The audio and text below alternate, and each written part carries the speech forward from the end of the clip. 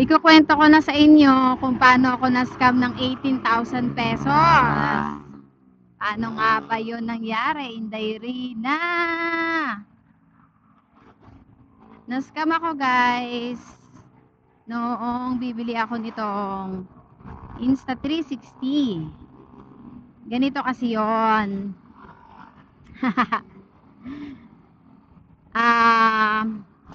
Nag-looking for ako sa group ng Insta360 X3. So, may nag-message sa akin. Ito nga, si Evangelista. Ang sabi niya, baka gusto niyo po, ay, mali. So, nag-looking for ako sa group ng Insta360 X2. Kasi yung pera ko nun guys is 15,000 lang. So, yun pa lang yung naiipon ko.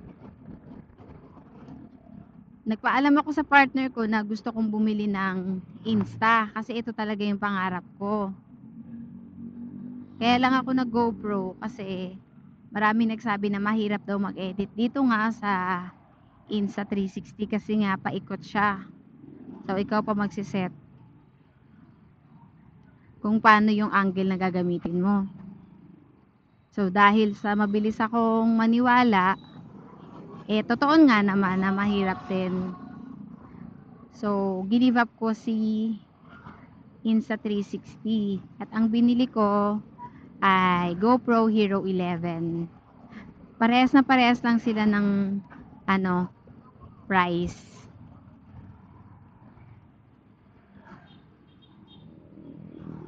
Pero nag Hero 11 ako. Masaya naman ako na nabili ko si Hero 11 kasi maganda talaga yung quality ng video niya. Wala talaga akong masasabi kasi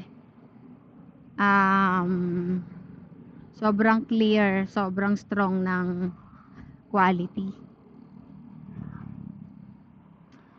Tapos ayun nga, balik tayo sa pag looking for ko ng X2 sa group. So, may nag-offer sa akin, ito si Evangelista. Ang sabi niya, X3 ma'am, baka gusto mo. So, sabi ko, low budget. Ayan, makikita nyo nga yung conversation namin. Sabi niya, ibigay daw niya ng mura kasi rush.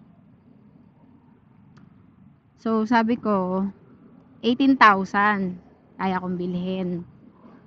So, sinabi ko yun kasi syempre, sa thinking ko, hindi ko na siya makukuha ng 15,000 kahit yun lang yung pera ko. Kasi mahal pa talaga siya. Mahal pa yung bentahan niya. Nasa 25. Ang sagad is 23,000. So, nung binigay niya sa akin ng 18,000, chinik ko yung profile niya. So, legit naman. Meron namang nag-comment na pamangkin niya doon sa profile picture niya. Tapos, madami siyang followers. Nasa 5,000 ata. So, naniwala ako. Sabi ko, ay sige po, kunin ko na po. Basta walang issue. Sabi niya, ay wala ma'am. Bagong-bago nga po ito. Husband ko po yung gumagamit ito. Siya yung addict dito. Sabi niya. So, naniwala talaga ako guys. Kasi, online seller siya. Ayun yung nasa profile niya. So, ito na nga. Nagtuloy-tuloy yung conversation namin. Ako yung nagsabi na lalamove na lang. Kasi nga gusto ko na makuha yung unit. So, pero, dahil nga takot akong ma-scam, ang sabi ko, ay, pwede po ba na cash on delivery? So, sabi niya, yes ma'am, no problem. O, syempre, one point na naman, nasabi ko, okay, legit nga talaga to. Excited na talaga ako kasi nga, mabibili ko na siya sa murang halaga. Ganon.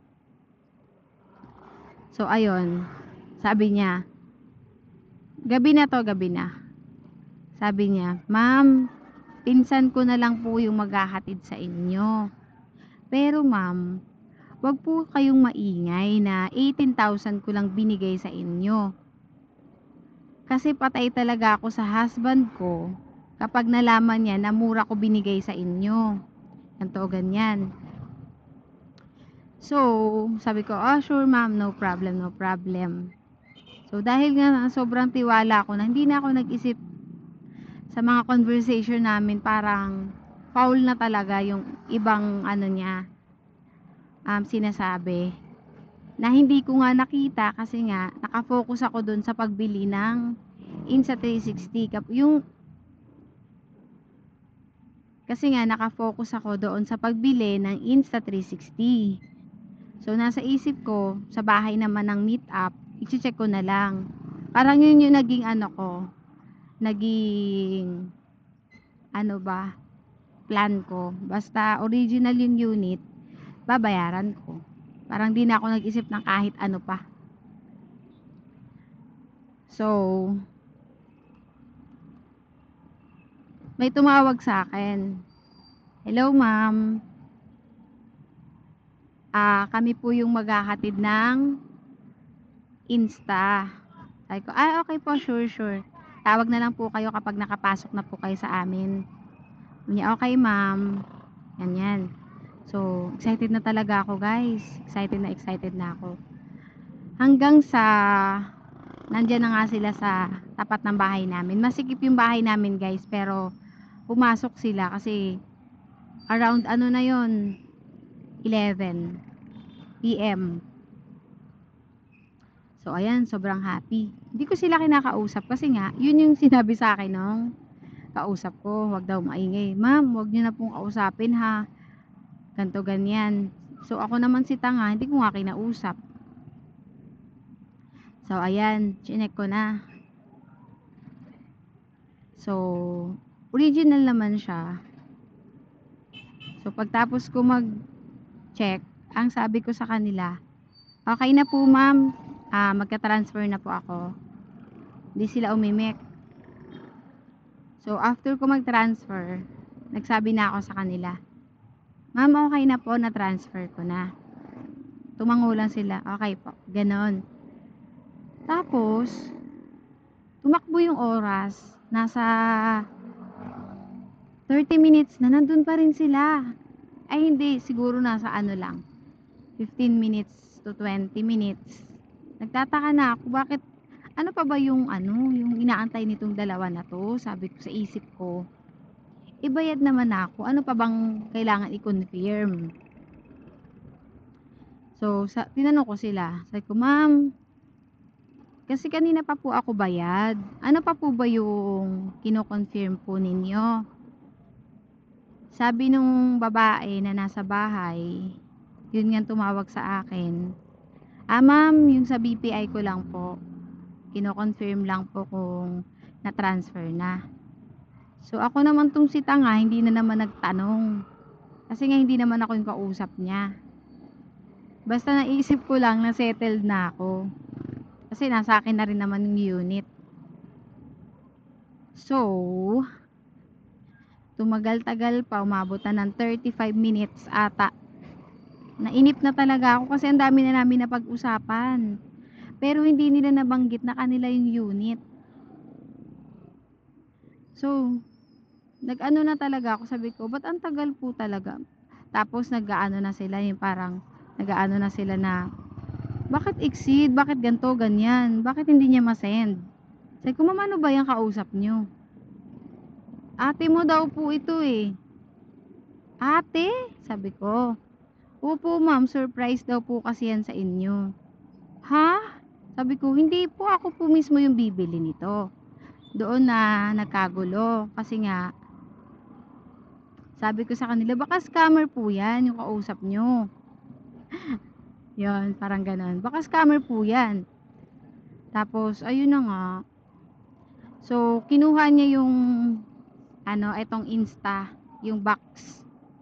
So hindi ako pumayag, ginrab ko ulit sa kamay niya kasi nga bayad ko na yun eh. Binayaran ko sa harap nila. Diba guys?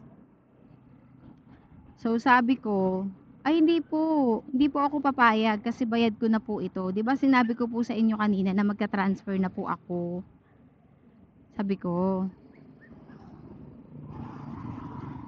So ayun, nagkaroon ng mainit na bangayan. And then umakyat ako sa taas, dala ko yung unit. Kasi nga hindi talaga ako papayag guys na hawakan nila yung unit kasi alam nilang bayad ko na yon. Yung sa akin lang, ang point ko lang naman, sana nasabi nila sa akin na kanila yung unit. Sana, nung chinecheck ko pa lang yung unit, sinabi na nila sa akin na, ano, kanila yung unit at sa kanila ako magbabayad. Parang ganon. Eh, hindi nangyari, kaya na-scam kami parehas. Kasi, ito palang kausap nila na si Evangelista nga rin, na nagpanggap na buyer. Tapos naman sa akin nagpanggap siya na seller. So, ang nangyari, dahil ang pagkakaalam ko ay siya ang may-ari ng Insta, sa kanya ako nagbayad. And then ang pagpapakilala sa kanila, is sila ang buyer at si Evangelista naman ang magbabayad sa kanila. So, parang ganun yung nangyari. Kaya, napag-usapan namin na magpa-police clearance na lang. Kaya napag-usapan namin na magpa-police report. So, ako yung nagpa-police report kasi ako yung nagpadala ng pera. Ayun. Habang ini-interview kami ng pulis, ang sabi niya, doon sa may-ari ng camera na, "Ma'am, within the transaction po, hindi nyo man lang po ba nasabi sa buyer na sa inyo po yung unit?" Sabi ng may-ari talaga ng unit, hindi na po namin sinabi kasi nga po hindi rin po namin siya kinakausap. Kasi ang sabi po sa amin nung kausap namin na buyer nga, itong si Evangelista, wag daw po namin kausapin. Kasi nga daw po, surprise daw po yung camera. So nag-iisip nga ako kung bakit kaya ganun? Paanong surprise? Paanong surprise sa akin? Alam naman nilang nagpadala ako ng pera. Tapos, hindi naman ako na-surprise. Nung pagkarating nila, chinek ko kagad yung unit eh. Ang sabi ko pa nga, ang issue ko lang naman dito, kaya pinapunta ko kayo dito, is kung fake. Sabi niya, hindi naman po yan fake. Sabi, mahal nga po yung bili dyan. Ang pagkakasabi pa, mahal nga po ang bilin nila dyan. So, yun na naman, pumasok na naman sa utak ko na hindi kanila yung unit. And then, sabi nga ng pulis, hindi nyo po ba nasabi sa buyer na sa inyo yung unit? Hindi nyo man lang po ba nabanggit? Yan, ang tagal nyo pong magkausap doon pa po mismo sa bahay ng buyer. Hindi nyo po nabanggit na sa inyo po yung unit at sa inyo po magbabayad. Hindi na nga daw kasi nga hindi naman daw ako yung kausap. Ang sabi ng kausap nila, yun yung magbabayad. Ayun. Sabi daw kasi ng kausap nila, ito nga si Evangelista din yun, birthday ko daw that night. At surprise daw sa akin yon, yung camera na yon. So, ayun nga, lumipad ang aking 18,000 at napagdesisyonan na lang namin na hatiin yung 18,000 na scam. Parang parehas kaming na scam. So, tag 9,000 kami. So, ang price nila sa unit nila, yung totoong price talaga nila is 25,000. So, ang ginawa ko, 25,000 less 9,000. So, ang babayaran ko is 16,000 pa. Ay, meron ditong checkpoint, oh. Namang mga nag-aano, nagche-check. Checkpoint nga. Ay, no, helmet kasi, yung ano, anong tawag dun? Nutshell. Bawal kasi yun. So, balik tayo dun sa issue. So, ang utang ko nga ay 16,000. So, pinababayaran nila ngayon sa akin yung 16. Sabi ko, ay hindi ko na po kayang bayaran yan ngayon. Alam niyo naman po na na-scam ako. Yun lang po talaga yung budget ko, ma'am. Sabi ko. Ay sabi niya, dalin ko na lang po yung unit and then bigay ko na lang po yung 9,000 sa inyo kapag nabenta ko na. So, syempre, si Inderina hindi pumayag. Kasi na-scam na nga ako ng 18,000 tapos sa kanila pa yung unit. So, hindi talaga ako pumayag. At ang nangyari na lang is nagbigay ako ng 10,000. Tapos ang sabi ko ay uunti-untiin ko na lang yung 6,000 kapag nakakaraket-raket ako. So, ayun, dahil nga no choice sila, dahil ayoko talagang ibigay yung unit, hindi talaga kami magkakasundo, tinanggap na nila yung 10,000 pesos. At nung isang araw nga ay nagpadala ako ng 2,000. At kinausap ko sila na bigyan ako ng discount kasi hindi ko na bigyan na, at kinausap ko nga sila na bigyan naman ako ng discount kasi nga masyado nang malaki yung na-out kong pera. So, sabi ko sana 4,000 na lang yung utang ko. Magbabayad ako ng 2,000. Sana 2,000 na lang po yung balance ko. So, mabait naman din sila. Kaya sabi nila, sige po, okay na po. So, ngayon, 2,000 na lang yung utang ko. At tapos na ako bayaran ng Insta 360 ko. Haba ng kwento guys, no? Ayan, gusto ko talaga siyang i-share sa inyo kasi baka mayroon pang mas scam yung mga taong yon. Feeling ko sindikato sila at yung account na yon is na-hack lang.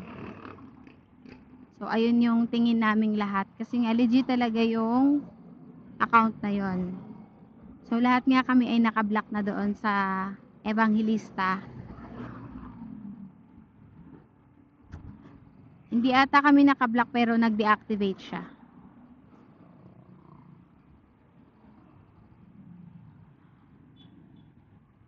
So, yun lang guys. Ang magiging advice ko lang sa mga maghahanap ng kahit ano na item.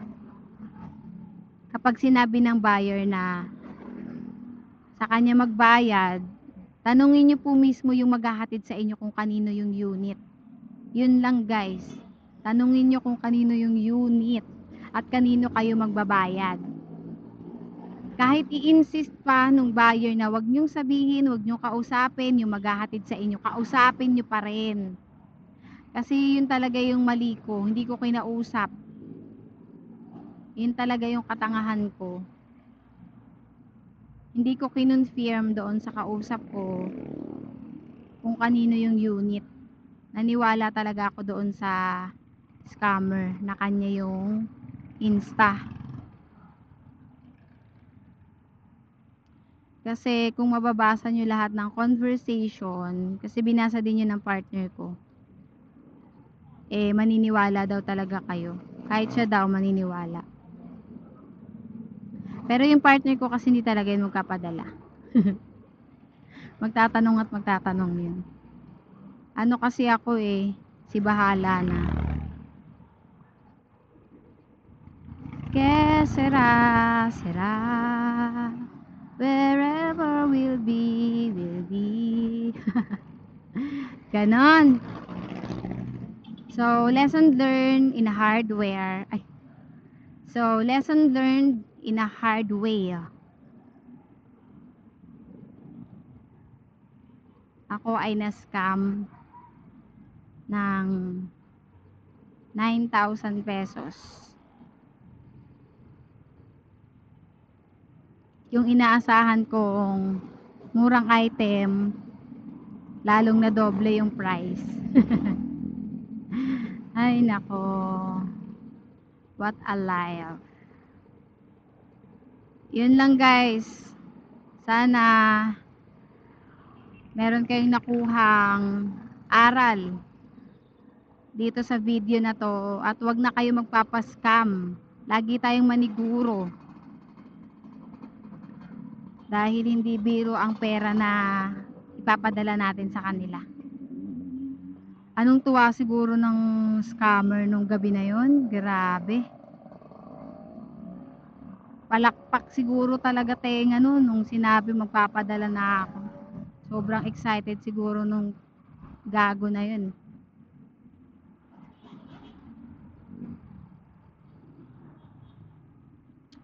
Pero naisip ko na wala na rin naman ako magagawa. Kikitain ko pa rin naman yung pera na na-scam sa akin. Kaya pinabayaan ko na. Hindi na rin ako umiyak. Sayang naman yung luha ko.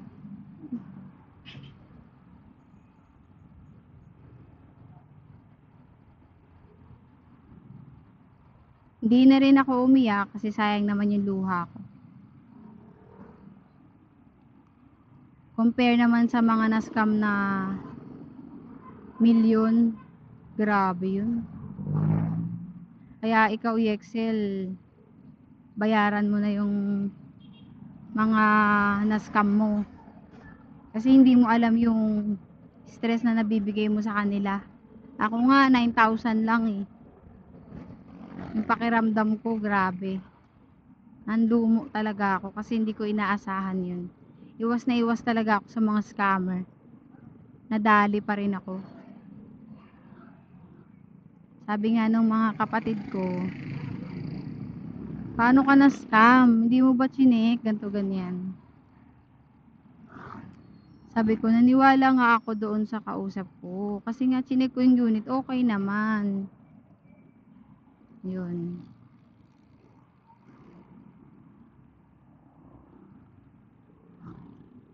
Ayun na nga.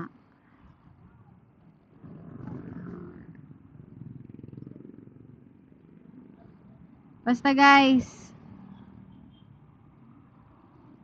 hanggang dito na nga lang ang aking video patungkol nga dyan sa scam. Maraming salamat sa patuloy na nanonood at nagsusuporta sa akin.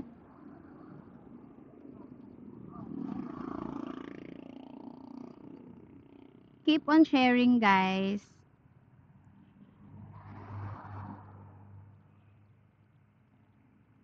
At hanggang dito na nga lang ang video.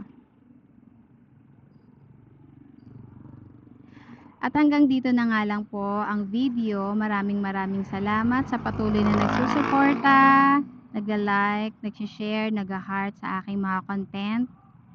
Keep on sharing guys. So, mamimigay ako ng 500 pesos sa mga mag-share ng content na ito. Mamimili na lang ako sa mga nagla-like, nag-share, nag-heart. I-mention ko na lang yung pangalan ng mananalo dito mismo sa video na ito. So, keep on sharing. Paki-follow na rin po ako sa ating YouTube channel. At good luck guys sa mananalo. 500 GCash sa ating masugid na follower na madalas na nagla-like, nag-share, nag-heart, nagko-comment sa ating mga content. Maraming salamat. Magandang buhay!